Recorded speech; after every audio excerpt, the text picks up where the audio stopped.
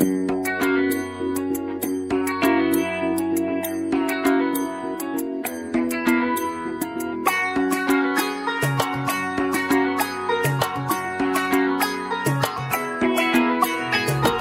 বাজা কাসর বাজা উলু দে আর শাখ বাজা, বছর পরে আবার এলো মাঝে।